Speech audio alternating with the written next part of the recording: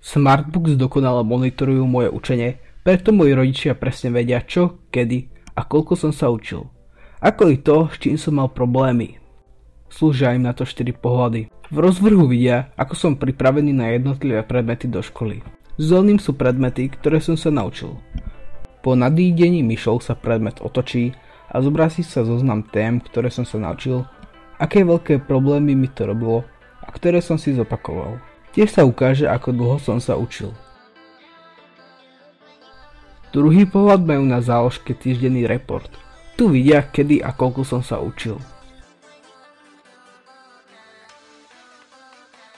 Tretí pohľad im zobrazuje priebeh učenia i s prestávkami v časovom grafe.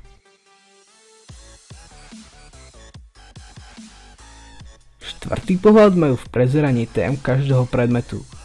Tu vidia dôležitý prehľad, čo všetko už viem a čo mi robí najväčšie problémy. Kedysi sme na otázku typu učili ste sa vždy svorne odpovedali áno, učili. Dnes v skutočnosti rodičia vidia úplne presne.